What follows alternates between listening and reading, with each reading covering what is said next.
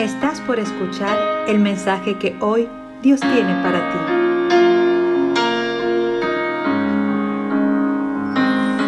La ira de Dios es ejercitada, escúcheme bien, ejercitada, no en el pecado, sino en la justicia. El pecado es la causa de la rebelión, pero Dios tiene que castigar el pecado a causa de la justicia, porque Él es santo, Él es puro y no va a permitir ni va a tolerar el pecado. ¿Dónde de eso dice, pastor, para con más claridad? Santiago, capítulo 1, versículos 19 y 20. Miren lo que dice la palabra de Dios. Porque la ira de Dios es diferente a la ira del hombre. La ira del hombre es improvisa y explosiva. ¡Bum! Versículo 19. Por esto, mis amados hermanos, todo hombre sea pronto para oír, tardo para hablar, tardo para irarse, porque la ira del hombre no obra la justicia de Dios. ¿Se da cuenta? Así que la ira de Dios se ejercita, ¿para qué? Por causa de la justicia. De la justicia. Dios pide justicia. Ahora, nosotros como hijos de Dios tenemos que entender que Dios, antes de derramar su ira, bíblicamente encontramos que siempre su ira ha sido lenta y controlada. Lenta y controlada. ¿Por qué? Porque siempre ha dado advertimiento. Le dijo a Noé: predica, diles que va a venir un juicio, enséñale. Y él predicaba, pero al mismo tiempo hacía una obra, el arca. Así que como testimonio de su prédica, de su mensaje, tenía una obra que también hacía, el arca. Y todos se reían, y todos se burlaban. Dice, es que viene la ira de Dios, va a venir la ira de Dios, y por eso estoy haciendo el arca. ¡Ah! Se burlaban. Entonces, la ira de Dios jamás viene improvisamente. No. Viene lenta. La ira de Dios es lenta y controlada. Da una advertencia. Y entonces seguía Noé predicando. ¿Y cuántos años predicó? ¿Y quién se convirtió? ¿Quién escuchó? Cuando Dios le dijo, entra, y Dios mismo cerró la puerta del arca. Ni Noé podía abrirla. Ni Noé. Así es. Lo mismo sucedió con Sodoma y Gomorra. No querían escuchar. Vino la advertencia. Por ahí salió Abraham a interceder. No hay intercesión, hermano. Cuando ya Dios decide hacer algo y el hombre no quiere oír, no quiere arrepentirse, no quiere escuchar, no hay intercesión que valga. Hasta 10 llegó la intercesión. Empezó con 50, pero si hubiera 50 gusto, le decía, no destruirás a Sodoma y Gomorra. No. Perdóname, Señor, que insista, pero si hubiera 40, tampoco. Señor, mira mi insistencia, pero no te enojes. Si hubiera 30, tampoco destruiré.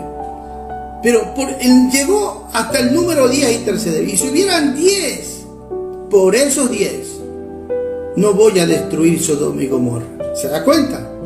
La ira de Dios estaba determinada a traer juicio, castigo, destrucción, pero siempre con advertencia, siempre intercediendo. Pero hermano, presente, futuro, lo que hoy vivimos para que estamos viviendo nosotros, para Dios ya es historia. Dios ya lo conoce todo, lo sabe todo. Pero había solo un justo. La Biblia lo llama justo, a Lot, en Sodoma y Gomorra. No habían 10. El número 10 significa complemento, algo completo. Por eso solamente la intercesión llegó hasta 10. Porque el número 10 significa el complemento de todo. Porque si usted se da cuenta, después repite el 11, 1, 1, 1, 2, el 12 y así. Entonces el número 10 representa la totalidad. Y no habían ni 10. Y entonces vino la ira de Dios y se reveló desde el cielo y cayó fuego y azufre, llovió. O sea, Dios ha demostrado su ira. Hermano, el pecado es cosa seria. No hay que tomarlo a la ligera el pecado. Tan terrible es el pecado que hubo diluvio. Tan terrible es el pecado que llovió fuego y azufre del cielo. Tan terrible es el pecado, hermano, que hubieron guerras, muerte, destrucción. Tan terrible es el pecado que el mismo Hijo de Dios descendió a la tierra y sufrió por nosotros el castigo que nosotros merecíamos.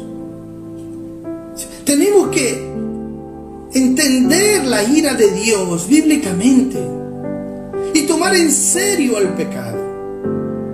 Porque, hermano, cada día este mundo se está acercando al día de la ira, en el cual Dios va a derramar los juicios más terribles, cual nunca la humanidad lo ha recibido, hermano. Y es por eso que nosotros tenemos que ahora entender esto, hermano. ¿Y por qué es el problema? ¿Dónde está el problema, pastor? Es que Juan dijo que la luz vino al mundo y los hombres amaron más las tinieblas que la luz, porque sus obras eran malas y no quisieron acercarse a la luz para que sus obras no sean descubiertas. Esa es la verdad. ¿Por qué la gente no quiere arrepentirse? ¿Por qué la gente no quiere volverse a Dios? ¿Por qué la gente quiere seguir encubriendo su pecado? No, hay que saber tratar con el pecado, ser radical con el pecado.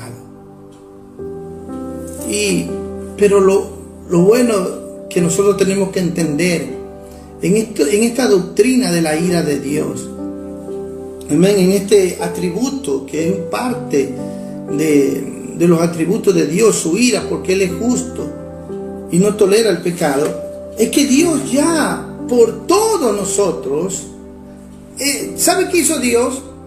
Puso el pecado de todos nosotros en su Hijo. Y su Hijo probó la ira por nosotros. Y dice Isaías 53, 6. Miren lo que dice la palabra de Dios. No es mi palabra, es palabra de Dios. Lo que hizo Dios. Todos nosotros nos descarriamos como ovejas. Cada cual se apartó por su camino. Mas Jehová cargó en él el pecado de todos nosotros. He ahí el Cordero de Dios, dijo Juan, que quita el pecado del mundo. Para quitar el pecado del mundo se necesitaba un cordero, sin mancha, sin arruga. Pero tenía que ser no un animal, un hombre, en el cual Dios iba a aceptar ese sacrificio. Y en él cargó, dice, el pecado de todos nosotros. Oiga, esta es una buena noticia. Amén. Una buena noticia que nuestro corazón se tiene que alegrar, porque mis pecados, tus pecados, los pecados de todos nosotros. Basta ya de vivir en pecado. ¿Para qué vivir cargando el peso del pecado y vivir así con culpa, con vergüenza, con tanta cosa? Ya no. Porque en Él cargó el Señor la culpa nuestra, nuestra vergüenza, todo nuestro pecado. En Él Dios derramó su ira. Por eso cuando Él estaba en la cruz, Él dijo así: Padre, ¿por qué me has abandonado? Podemos entender el valor, el precio, el sacrificio que a Él le costó. Amén. Por todos nuestros pecados. Nosotros tenemos que sentir el dolor. Dolor por haber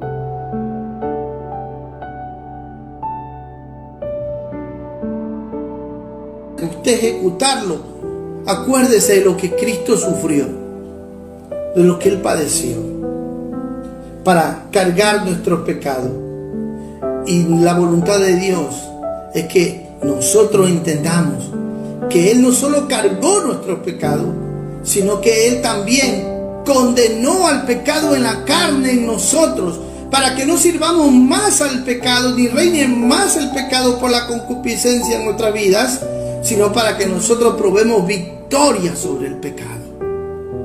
Me dirijo a ustedes los santos, porque esa es la realidad y tenemos que entender la doctrina de la salvación. Cristo vino a buscar y a salvar lo que se había perdido. ¿Salvarnos de qué? Del pecado. Del pecado, mis santos en Cristo. Ahora, la salvación en tiempo pasado tiene que ver con la culpa del pecado que Dios cargó en Cristo. Toda nuestra culpa, el peso de nuestro pecado. La salvación en el tiempo presente tiene que ver con la liberación del poder del pecado. Usted está aprendiendo a aborrecer el pecado, odiar el pecado, y está creciendo en santidad. Y la salvación en tiempo futuro es cuando ya no estemos más en la presencia del pecado, sino que estemos en gloria con el Señor. Y esto es importante que esté en nuestro corazón. Romanos capítulo 6 dice la palabra de Dios claramente, mis santos en Cristo. Aleluya. Capítulo 5, versículo 6 dice: porque Cristo, cuando aún éramos débiles, a su tiempo murió por los impíos. Aleluya. Dígale: Señor, gracias porque moriste por mí. Yo soy un impío. Todos nosotros lo que merecemos es el infierno. Nadie de nosotros merece el cielo. Impío. Hemos ofendido a Dios con una ofensa infinita. Porque nuestra ofensa, Dios es infinito, nosotros somos finitos. Y cuando pecamos, ofendemos a un Dios infinito. Que no hay nada que nosotros podamos hacer para pagar la deuda de nuestro pecado. Dios tuvo tanta misericordia que sabe que Él mismo vino y pagó la deuda.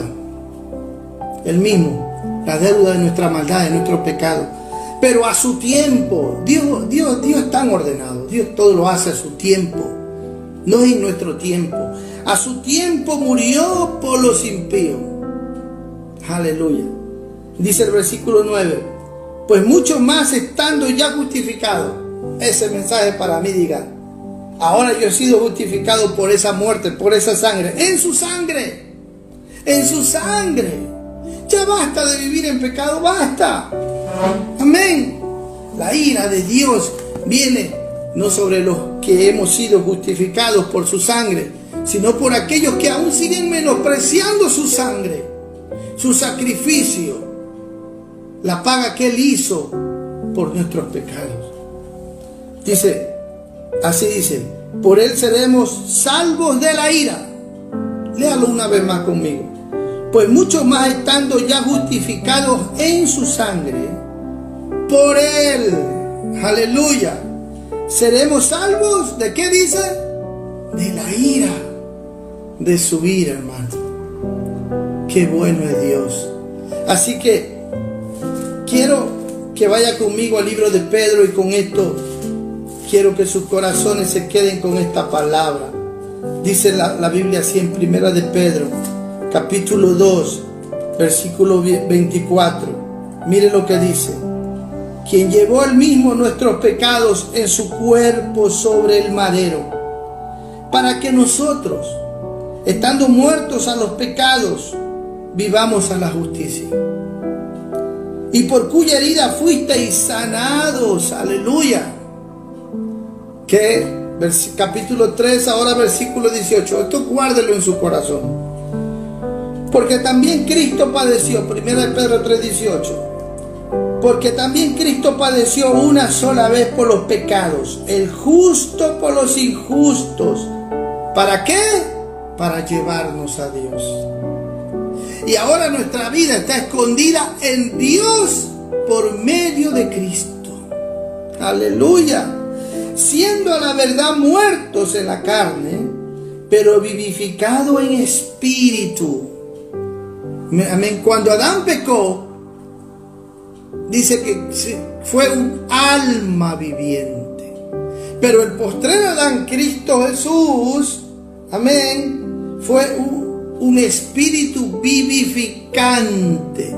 Por eso es que el hombre vive muerto en delitos y pecados, porque tiene solo un alma, no es gobernado por su alma.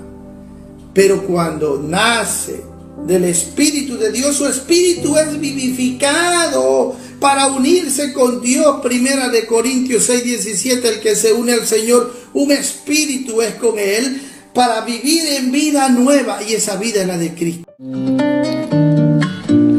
Esperamos que el mensaje que has escuchado sea de mucha bendición para ti. Compártelo y siembra tú también la palabra de Dios en los corazones. Dios te bendiga.